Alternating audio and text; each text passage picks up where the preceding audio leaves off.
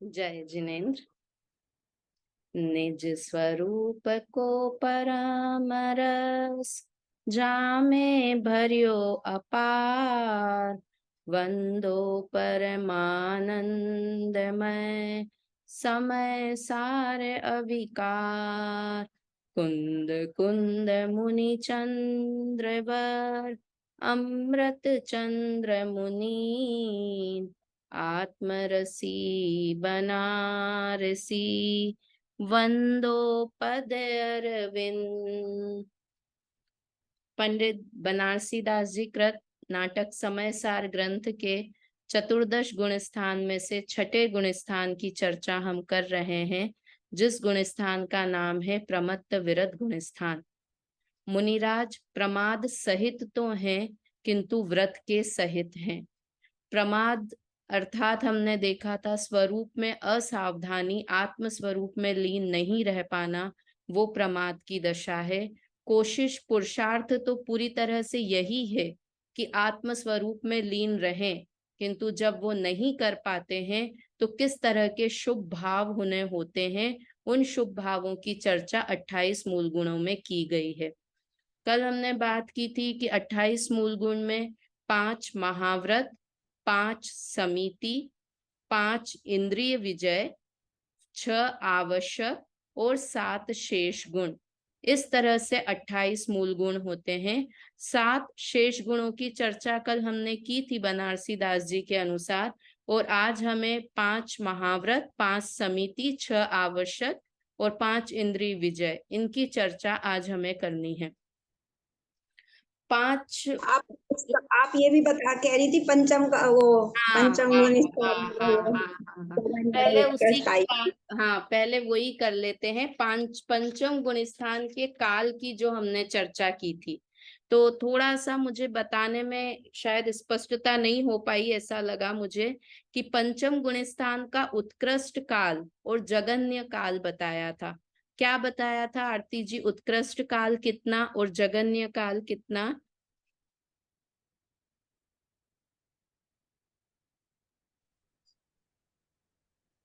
8 वर्ष कम 1 कोटि पूर्व उत्कृष्ट काल है, और 8 जगन्य काल अंतर्मूर्त का है। जगन्य काल अंतर्मूर्त और उत्कृष्ट काल है 8 वर्ष कम 1 कोटि पूर्व। 1 कोटि पूर्व अर्थात 1 करोड़ पूर्व, है ना। तो 8 कम वर्ष, और इसको और ज्यादा अच्छे से देखते हैं तो 8 वर्ष 9 महीने कम 1 करोड़ वर्ष, है ना। 1 कोटि पूर्व। फिर हमने देखा था 1 कोटि पूर्व अर्थात कितने वर्ष बताए थे कि 70,56,000 करोड़ वर्ष, इसका होता है 1 पूर्व। तो जो ये वर्षों में बात की ना, और ये जो इतने सारे कितने वर्ष हो गए, मतलब 70,56,000 करोड़ वर्ष, इतने वर्ष और इतनी आयु किसकी है कि ये मनुष्य की आयु बताई है ना, तिर्यंच की और मनुष्य की। तिर्यंच में भी नहीं, मुख्य रूप से मनुष्यों की आयु बताई है। क्यों? क्योंकि पंचम गुण स्थान मनुष्य को ही होता है। इसलिए जो ये इतना समय हमको लगता है कि अरे ये बात कर रहे हैं, ये देव गति की बात है, कि ये मनुष्य की ही बात है। और दूसरी बात कि एक मनुष्य भव के ही ये वर्ष हैं, जो ये इतने वर्ष है ना, 70,56,000 करोड़ वर्ष, इतने करोड़ वर्ष, ये एक मनुष्य भव का समय है। क्यों? क्योंकि पहली बात कि पंचम गुण स्थान मनुष्यों को ही होता है, और दूसरी बात कि ये पंचम गुण स्थान अगले भव में साथ में नहीं ले जा सकते हैं। सुशीला, अभी आपने त्रियंश का भी तो बोला था। हाँ, तिर्यंच और मनुष्य, वही कह रही हूँ मैं, तिर्यंच और मनुष्य की मुख्यता से है। तो मनुष्य की अपन मुख्यता, जब हमने चौथे गुण स्थान की बात की थी तब हमने देखा था सागर की बात कर रहे थे, वहां 66 सागर, 33 सागर, ऐसे बात कर रहे थे। और सागर से तो बहुत छोटा होता है पल्य, है ना। वहां सागर की क्यों बात कर रहे थे? क्योंकि चौथा गुण स्थान एक भव से दूसरे भव में भी ले जा सकते हैं। किंतु जो ये गुण, ये जो वर्ष बता रहे हैं ना, 70,56,000 करोड़ वर्ष, आपको ध्यान है सीमंदर भगवान की भी आयु कितनी है? 1 कोटि पूर्व की, 1 करोड़ पूर्व की, है ना। वो भी मनुष्य हैं, विदेह क्षेत्र के मनुष्य हैं। तो हमको तो इतने दिखते नहीं है 70,56,000 करोड़ वर्ष कोई जीता हो, किंतु ये अपने भरत क्षेत्र की बात नहीं समझे। भरत क्षेत्र में भी चौथे पंचम काल की, किंतु पहले दूसरे तीसरे काल में भी, विदेह क्षेत्र में भी, भोग भूमियों में भी इतने वर्ष की आयु होती है।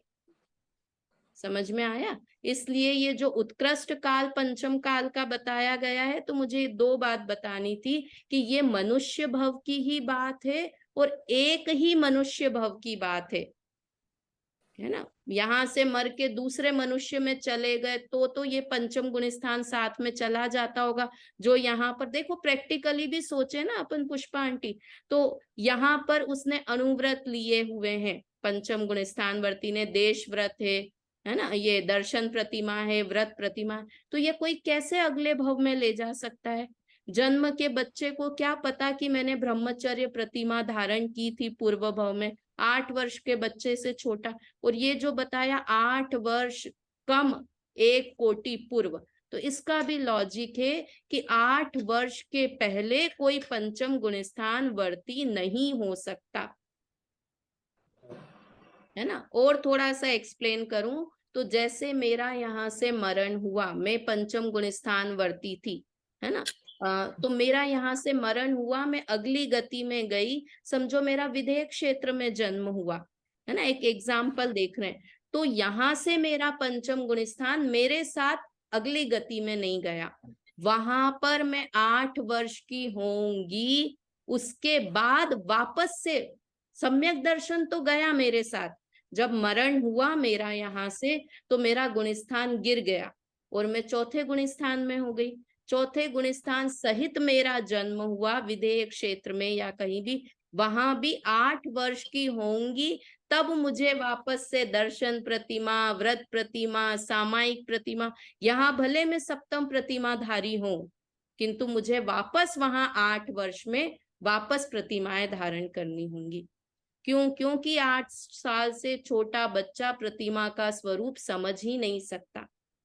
उसकी मान्यता सम्यक और मिथ्या हो सकती है, किंतु व्रत धारण के जो भाव होते हैं वो 8 वर्ष से छोटे व्यक्ति के, छोटे बालक के नहीं हो सकते।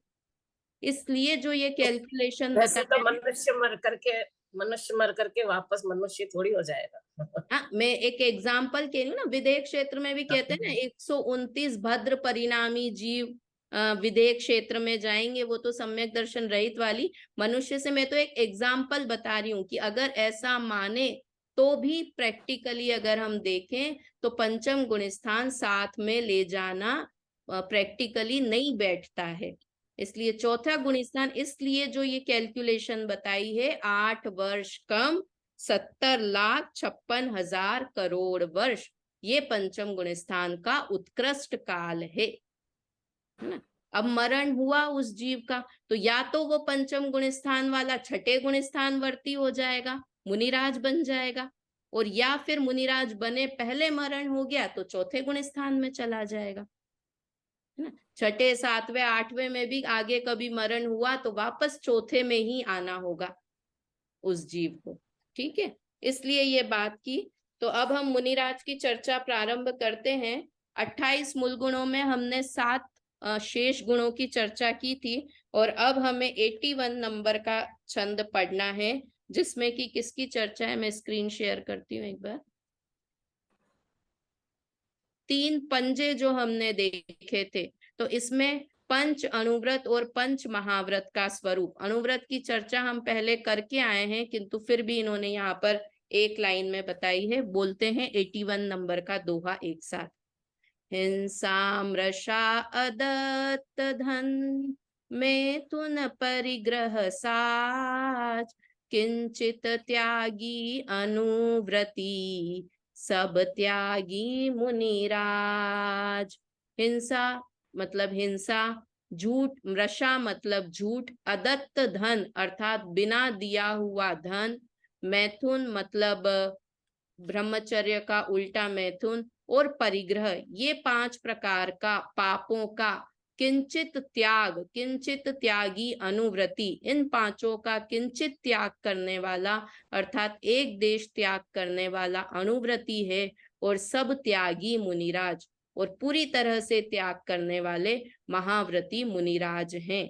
किंचित त्यागी पंचम गुण स्थान वर्ती हैं, और पूरी तरह से त्यागी 5 पापों के मुनिराज छठे गुण स्थान वर्ती हैं। अब हिंसा का किंचित त्याग इन्होंने यहाँ पर एक्सप्लेन नहीं किया है, किंतु हम एक एक लाइन में समझ लेते हैं। आप लोगों की 6 डाला पड़ी हुई होगी सबकी। 6 डाला में 5 महाव्रत का वर्णन, छठी ढाल शुरू होती है, वहीं से 5 महाव्रत का वर्णन शुरू होता है। एक बार साथ में बोलते हैं, आप लोगों को याद हो तो बोलिए, साथ में बोलते हैं। एक एक लाइन में एक एक महाव्रत की चर्चा की हुई है।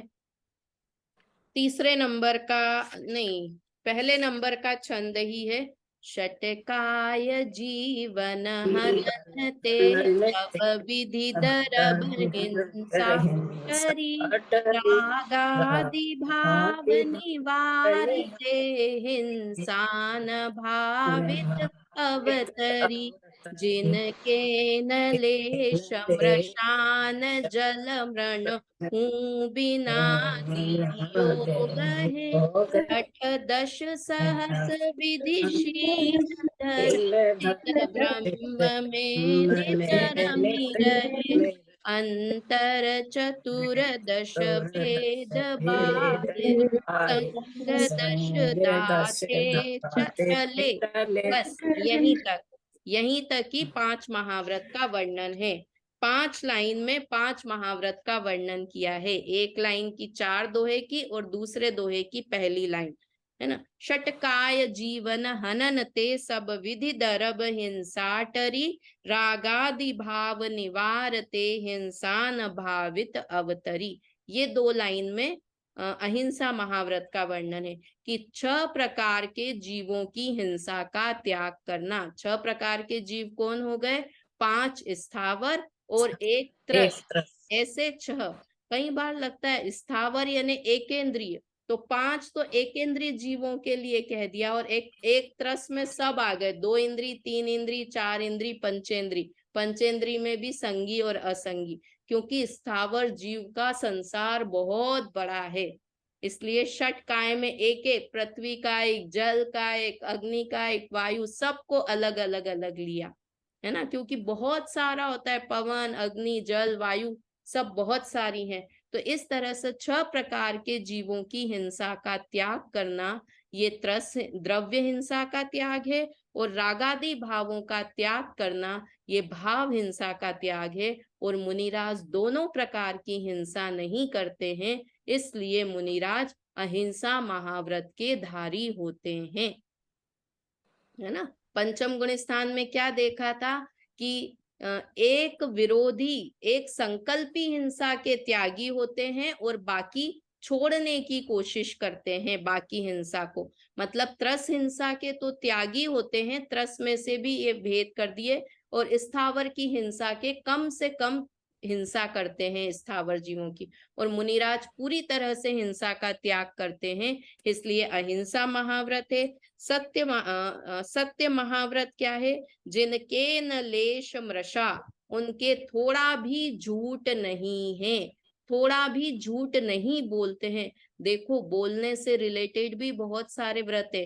अहिंसा, ये सत्य महाव्रत और भाषा समिति, ये दोनों बोलने से रिलेटेड है। अभी हम 5 समिति की चर्चा करेंगे ना, तो उसमें भाषा समिति आएगी। और यहाँ सत्य महाव्रत कह रहे हैं कि झूठ, किसी भी तरह का झूठ मुनिराज नहीं बोलते हैं।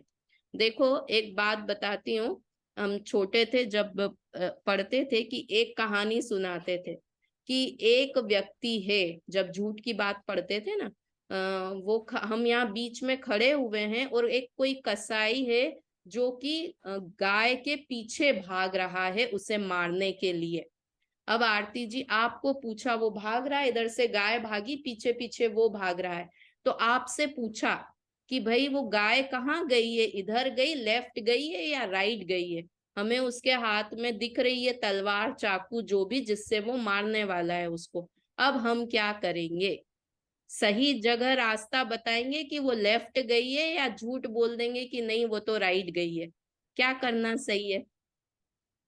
हम तो झूठ बोलेंगे, मुनिराज झूठ नहीं बोलेंगे। झूठ ही बोलेंगे हमें। है ना? हमको झूठ बोलना उस समय ठीक है, श्रावक के लिए वो ठीक है कि नहीं नहीं वो लेफ्ट नहीं, वो तो राइट गई है, गई लेफ्ट हो, किंतु वो झूठ झूठ का पाप नहीं है, क्योंकि वो अच्छे कार्य के लिए बोल रहे हैं, हिंसा, उसकी जान बचाने के लिए। अब वहीं पर मुनिराज बैठे हैं, मुनिराज क्या करेंगे? कुछ नहीं मुनिराज बोलेंगे। कुछ जवाब ही नहीं देंगे। नहीं, हम्म। मुनिराज को तो रक्षा का भाव होना चाहिए, मुनिराज को भी झूठ बोल देना चाहिए कि नहीं वो लेफ्ट नहीं राइट गई है गाय, नीति तो यही कहती है। किंतु मुनिराज गृहस्थ नहीं है, वो झूठ भी नहीं बोलेंगे, सच भी नहीं वो बोलेंगे, वो तो मौन व्रत धारण कर लेंगे, है ना? तो ये इसलिए अपने से मुनिराज को, अरे ऐसी क्या, मुनिराज दया पालन करते हैं तो मुनिराज को बहुत दया पालन करनी चाहिए। अगर मुनिराज इस तरह जीवों की रक्षा करते रहे ना सुनीता आंटी, तो वो कभी आत्मा का ध्यान कर ही नहीं पाए। क्यों? क्योंकि जंगल में तो जानवर ही जानवर हैं, अभी कुत्ता बिल्ली लड़ रहे हैं, सांप नेवला लड़ रहे हैं, शेर हिरण लड़ रहे हैं, तो वो पूरे टाइम आत्म ध्यान छोड़कर उनको बचाने का ही काम करते रहेंगे, है ना? इसलिए मुनि की अवस्था में ये योग्य नहीं है, किसी की रक्षा का परिणाम भी मुनिराज को नहीं होता है। वो दया कौन सी दया करते हैं अंकल, लक्ष्मी अंकल, कौन सी दया करते हैं? कि सब जीव सम्यक दर्शन को प्राप्त करें, सब जीव संसार के दुखों से बचें, ऐसी दया उनके होती है। ये हमारी छुटुर पुटिर वाली दया नहीं है कि एक भव में जीवन बच जाए, ये छुटुर पुटुर वाली दया है पुष्पा आंटी। बड़ी दया क्या है? कि अनंत जन्म मरण से बच जाए, वो असली दया है। और मुनिराज वो वाली दया पालन करते हैं, है ना? तो मृषा भी नहीं है उन्हें, जिनके न लेश मृषा, न जल तृण हूं बिना दियो गहे। जल और पानी भी बिना दिए ग्रहण नहीं करते हैं, इसलिए अचौर्य महाव्रत के धारी होते हैं। पंचम गुण स्थान वर्ती में क्या पढ़ा था? कि जल मृतिका बिन और ना ही कछु लहे अदत्ता। जल और मृतिका तो ग्रहण करता था, इसलिए यहाँ पर दौलत राम जी ने स्पेशली लिखा कि जल तृण भी बिना लिए ग्रहण नहीं करते हैं, ऐसे व्रत को पालन करने वाले अचौर्य महाव्रत के धारी मुनिराज होते हैं। फिर मैथुन कि 18 सहस विधिशील धर चिद ब्रह्म में नित रमी रहे। 18,000 दोष जो शील के हैं उन्हें पालन करते हैं, 18,000 शील को, और उसके बाद चिद ब्रह्म में नित रमी रहे, अपनी आत्मा में ही, ब्रह्म में ही लीन रहते हैं। इस तरह वह ब्रह्मचर्य महाव्रत का पालन करते हैं। और उसके बाद अंतर चतुर्दश भेद बाहर संग दश धाते टले, अंतरंग 14 और 10 बहिरंग प्रकार के परिग्रह से रहित होते हैं, इसलिए परिग्रह महाव्रत को पालन, परिग्रह त्याग महाव्रत को पालन करते हैं, या अपरिग्रह महाव्रत को पालन करते हैं। इस तरह ये 5 महाव्रत की चर्चा हुई। अणुव्रत में एक देश त्याग करते हैं और महाव्रत में पूरी तरह त्याग करते हैं। 5 महाव्रत के नाम एक बार पुष्पा आंटी बोल दीजिए। अनम्यूट कीजिए, आप म्यूट हैं।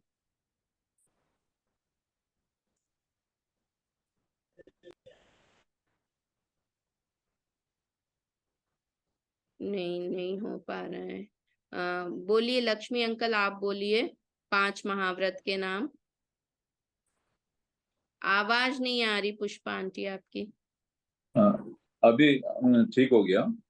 हाँ तो पहला हिंसा से उल्टा अहिंसा, हाँ अहिंसा सत्य हाँ और चोरी नहीं करना, हाँ ब्रह्मचर्य का पालन करना, हाँ और जो परिग्रह नहीं रखना।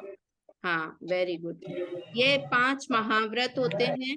इनके देखिए एज इट इज शब्द याद नहीं रहे हमें, किंतु उनका हमें हमेशा भाव याद रखने की कोशिश करनी है कि किसी भी तरह का पाप मुनिराज नहीं करते हैं, इसलिए वे महाव्रत के धारी होते हैं। अब 5 समिति की चर्चा करते हैं। 5 समिति का स्वरूप पढ़ते हैं एक बार। चले निरखी भाके उचित, भके अदोष आहार, ले निरखी डारे निरखी, समिति पंच प्रकार। इसमें मैं दौलत राम जी के हिसाब से नहीं चलेंगे, ये छोटा सा छंद लिखा है, पर इस छोटे से छंद में 5 ही प्रकार की समिति आ गई है ना। चले निरखी, देख कर चलना, निरखना मतलब देख कर चलना। अब ये आप अपने हिसाब से लगा लो। चोकर मही लखी, 4 हाथ जमीन देख कर चलना, ये कौन सी हुई? पहली समिति ईर्ष्या समिति। भाके उचित, भाके मतलब बोलना, उचित वचन बोलना, ये दूसरी समिति है भाषा समिति। उचित वचन कैसे बोलना? कि हित मित और प्रिय वचन बोलना, है ना। पहले भी बता रखा है हित मित का अर्थ। हाँ, म्यूट करवा सब दीजिए लोग म्यूट कर लेना, सब लोगों को म्यूट हो जाना चाहिए। हाँ, म्यूट कर लीजिए सब लोग, है ना। पहली कौन सी हुई? चले निरखी, देख कर चलना, ये ईर्ष्या समिति। दूसरी भाखे उचित, उचित वचन बोलना। उचित वचन कौन से बोलना सुनीता आंटी? हित मित प्रिय वचन। हित मतलब सबको हितकारी हो, मित मतलब कम बोलना, और प्रिय मतलब सुनने में अच्छे लगे। ऐसे हित मित प्रिय वचन बोलना, है ना। हर बार एक उदाहरण देती हूँ, वापस आज दे देती हूँ। अगर हम बच्चे को पढ़ाई का बोलना है कि तुम्हें पढ़ना चाहिए, हम 3 तरीके से बोल सकते हैं, है ना। एक ही सेंटेंस बोलना है, पढ़ाई करना चाहिए, इस बात पे जोर देना है, ये हितकारी वचन हुआ कि पढ़ाई करनी चाहिए।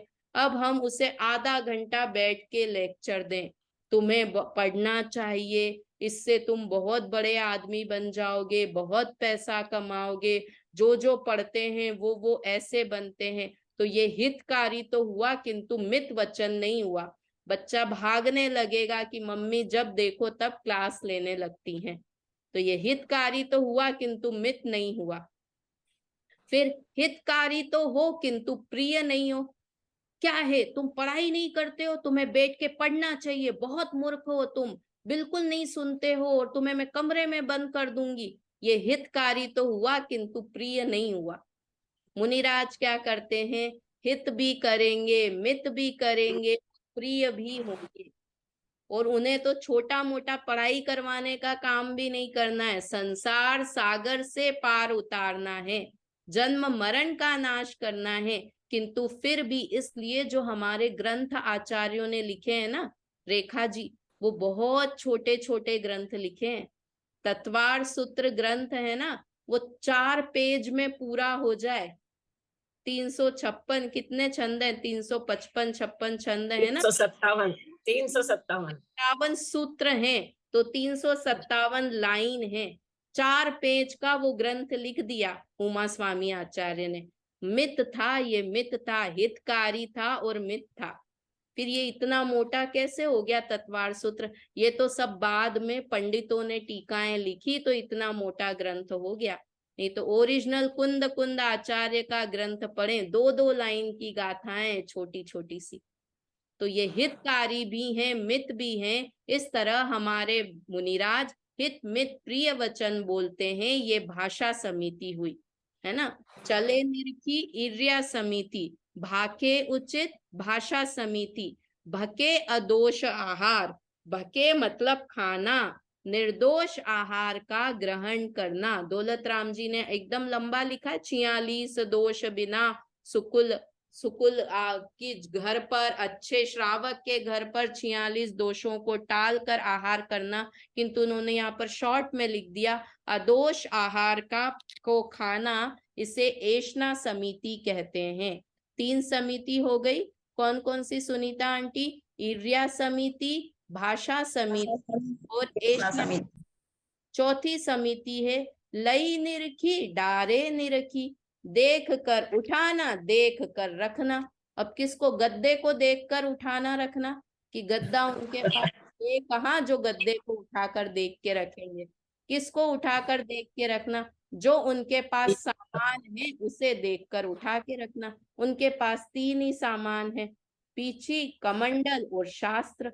तो इन सामानों को देख कर उठाना और देख कर रखना, ये आदान निक्षेपण समिति है। नाम कठिन है किंतु भाव सरल है ना। और तीसरी है प्रतिष्ठापन समिति। तो यहाँ पर इन्होंने प्रतिष्ठापन लिखा, लई निरखी डारे निरखी। इसमें 5 ही प्रकार की समिति, उन्होंने 5वीं समिति को नहीं लिखा, किंतु निर्जंतु प्रासुक भूमि में अपने मल मूत्र और कफ आदि का निक्षेपण करना, ये प्रतिष्ठापन समिति है। इस तरह यहाँ पर 5 प्रकार की समिति का वर्णन इन 2 लाइन में किया। इसका अर्थ पढ़िए एक बार, रेखा जी पढ़िए अर्थ।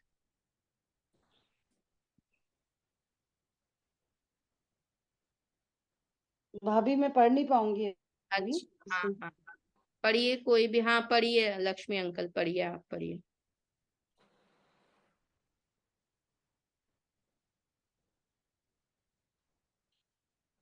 भूल गया। हाँ जीव जंतु की रक्षा के लिए देख कर चलना ईर्ष्या समिति है।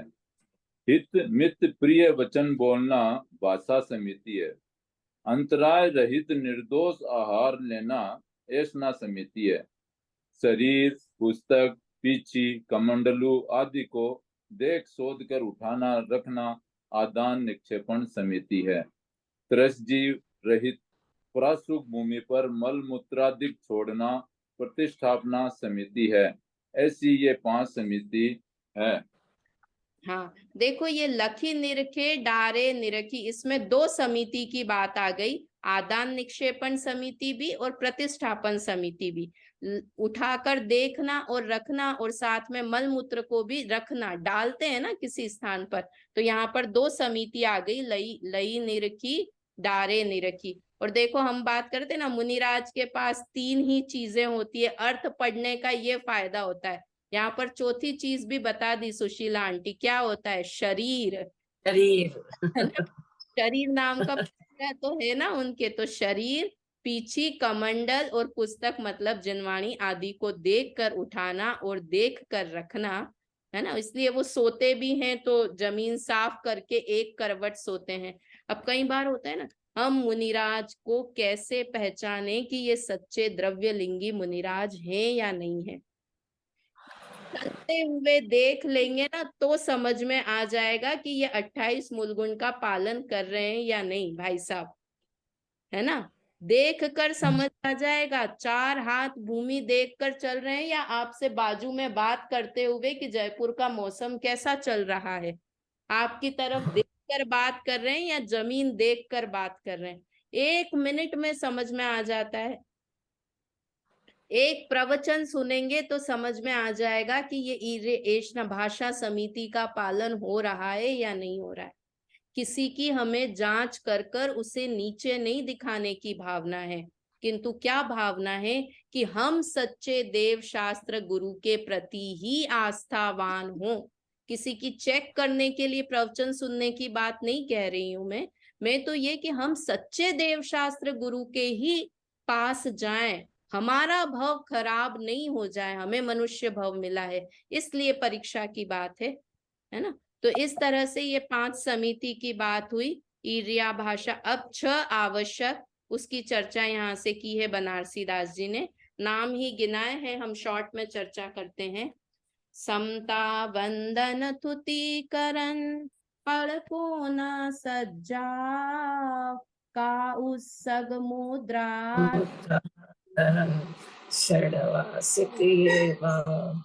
देखिए, समता मतलब समता भाव रखना, साम्य भाव रखना, अनुकूल प्रतिकूल परिस्थिति में एक जैसे भाव रखना, ये समता है। वंदन अर्थात नमस्कार करना, वंदना करना। तीर्थंकर 24 तीर्थंकर भगवान की वंदना करना उसे स्तुति कहते हैं, है ना। फिर उसके बाद है स्तुति, फिर वंदना। वंदना और थुति दो लिखा है ना, वंदना और स्तुति। थुति मतलब स्तुति। वंदना और स्तुति में थोड़ा सा अंतर बताते हैं कि 24 भगवंतों का गुणानुवाद करना उसे स्तुति कहते हैं, और उन्हें विनय पूर्वक नमस्कार करना, ढोक देना, ये सब चीजें वंदना कहलाती है। बहुत ज्यादा अंतर नहीं है। तो समता करना, वंदना करना, स्तुति करना। और उसके बाद क्या लिखा है, पढ़कोना मतलब प्रत्याख्यान करना, सज्जाओ मतलब स्वाध्याय करना, कायोत्सर्ग मुद्रा धारण, कायोत्सर्ग मुद्रा का धारण करना, ये 6 आवश्यक मुनिराज के होते हैं, है ना। एक बार फिर से पढ़ते हैं। समता, वंदना, स्तुति, प्रत्याख्यान, स्वाध्याय और कायोत्सर्ग, ये 6 आवश्यक होते हैं। प्रत्याख्यान बोले, प्रतिक्रमण मतलब प्रत्याख्यान पूर्व दोषों का, पाप पूर्व में जो किए हैं या भविष्य में करने वाले हैं उन सब के प्रति आलोचना करना, वो सब समझ लेना प्रत्याख्यान में। ठीक है, इस तरह से ये 6 आवश्यक मुनिराज के होते हैं। 6 आवश्यक श्रावक के अलग होते हैं, मुनिराज के अलग होते हैं। श्रावक को अपने आवश्यक का पालन करना चाहिए और मुनिराज अपने आवश्यक का पालन करते हैं। पढ़िए, इसका शब्दार्थ भी एक बार पढ़ लीजिए, इसमें इसका अर्थ भी आ जाएगा। एक बार पढ़िए। भाई साहब आप पढ़ रही है, सुनीता आंटी के साथ भाई साहब यहाँ पढ़िए। समता शब्द करते अर्थ तो ये है ना, शब्दार्थ भी समता माने सामायिक करना, हाँ। वंदन माने 24 तीर्थंकरों व गुरु आदि की वंदना करना, पढ़कोना प्रतिक्रमण माने लगे हुए दोषों पर पश्चाताप करना, सज्जाव माने स्वाध्याय, कायोत्सर्ग माने खड़गासन होकर ध्यान करना, षडावसिक माने 6 आवश्यक, सामायिक, वंदना, स्तवन, प्रतिक्रमण, स्वाध्याय और कायोत्सर्ग, ये साधु के 6 आवश्यक कर्म हैं। हाँ, चलिए एक प्रश्न पूछती हूँ आप लोगों से। हाथ ऊपर मत करना, स्पीड राउंड क्वेश्चन है, जिसको आता है तुरंत आंसर देना। एक ऐसे आवश्यक का नाम बताइए जो श्रावक और मुनिराज दोनों पालन करते हैं। स्वाध्याय। वेरी शीला सही आंसर दिया है। स्वाध्याय नामक आवश्यक है, जो कि 6 श्रावक के आवश्यक में भी है। देव पूजा, गुरु उपासना, स्वाध्याय, और ये स्वाध्याय मुनिराज के लिए भी आवश्यक है। और सबसे ज्यादा खुशी की बात है कि हम सबको स्वाध्याय में रुचि है ना। स्वाध्याय करना मुनिराज भी नहीं छोड़ते हैं, हमने शुरू किया है ना। श्रावकों से कहें तो सब काम करने को ठीक है, मेरे बहुत सारे रिलेटिव्स हैं, उनसे कह दो आप 3 दिन का उपवास कर लो, ठीक है। जितने वो करवाने हैं, क्या बोलते हैं अपन करते हैं ना, पूजा और विधान आदि करने के लिए तैयार हैं। हर जी रोज ऊपर नीचे चढ़ने के लिए तैयार हैं, किंतु स्वाध्याय में बैठते से ही ऊंग आने लगती है। और हम सब कितने हैं, हम सब के लिए अपने आप को प्राउड फील करना चाहिए कि हमको स्वाध्याय में रुचि है। और ये स्वाध्याय अभी शुरू हुआ है और 6ठे गुणस्थान तक तो चलता ही रहेगा, है ना। तो ये स्वाध्याय इस तरह से ये आवश्यक है जो मुनिराज भी पालन करते हैं। इसमें 5 इंद्रिय विजय की चर्चा नहीं आई है, जो कि हम देख लेते हैं। हमने देखा था स्पर्शन इंद्रिय विजय, रसना इंद्रिय विजय, घ्राण इंद्रिय विजय, चक्षु इंद्रिय विजय और कर्ण इंद्रिय विजय। इस तरह से 5 इंद्रिय विजय। तो 28 मूल गुणों के पूरे नाम एक बार बता दीजिए। आरती जी बताएंगे आप 28 मूल गुण के नाम।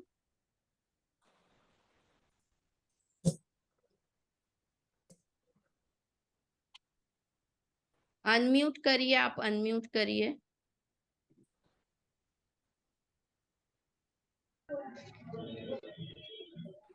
कल का बताया था 28 मूल गुण के नाम याद करने का। 5 अनुव्रत, 5 महाव्रत, 5 समिति, 6 आवश्यक और 7 अनुव्रत मूलगुण। महाव्रत अलग अलग नहीं है। सही बोल। चलिए पुष्पा आंटी बताइए, अनम्यूट हो जाएं तो आप। 5 महाव्रत, 5 समिति,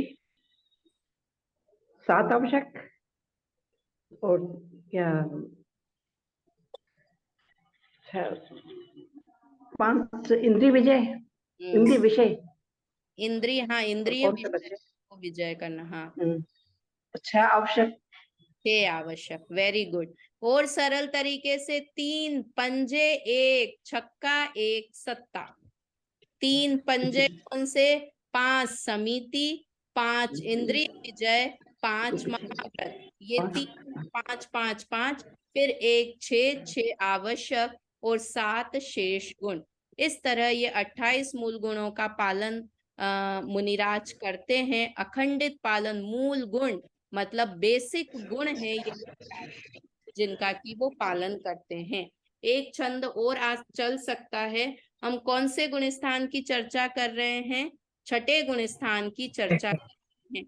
बनारसी दास जी कितना बैलेंस लेके चल रहे हैं कि वो सब गुण स्थान की चर्चा चल रही है, मतलब हम कर्णानुयोग पढ़ रहे हैं, या 28 मूल गुण और महाव्रत 11 प्रतिमाओं की चर्चा की, मतलब हम चरणानुयोग भी पढ़ रहे हैं, है ना। और ये तब भी, उसके बाद भी हर के एंड में ये बात कि आत्मा की मुख्यता है, इसलिए द्रव्यानुयोग का भी स्वाध्याय कर रहे हैं। सब गुण स्थानों में उन्होंने सब चीजें ली है। कर्णानुयोग के हिसाब से कौन से कर्म का उदय है, किसका। अच्छे, छठे गुण स्थान में कितनी प्रतिमाओं कितनी प्रकृतियों का, चारित्र मोहनी की कितनी प्रकृति का नाश हो जाएगा? 3 है ना। अनंतानुबंधी, अप्रत्याख्यानावरण और प्रत्याख्यानावरण कषाय चोकड़ी। और किसका उदय बाकी है? कि स्वंतन का उदय बाकी है। हर गुण स्थान में अपन बात कर रहे थे। कभी भी अब मैं बीच में पूछ लूंगी कि कौन से गुण स्थान में कौन सी प्रकृति का उदय है। सिर्फ दर्शन मोहनी और चारित्र मोहनी की हमको याद रखनी है। तो 1 से लेके 6 गुण स्थान तक कल का होमवर्क, सैटरडे का होमवर्क है आप लोगों का, कि 1 से 6 गुण स्थान तक दर्शन मोहनी और चारित्र मोहनी प्रकृति में से किस गुण स्थान में कौन सी प्रकृति की मुख्यता है, कौन से कर्म का उदय मुख्य रूप से बताते हैं। 2 मिनट बचे हैं। मुझे नहीं लगता कि ये स्टार्ट करना चाहिए, ये वाला छंद थोड़ा समझाने का भी है इसमें। तो ये 2-3 छंदों की चर्चा और है इसमें, उसकी चर्चा हम अगली क्लास में करेंगे। अभी जिनवाणी स्तुति करके समाप्त करते हैं।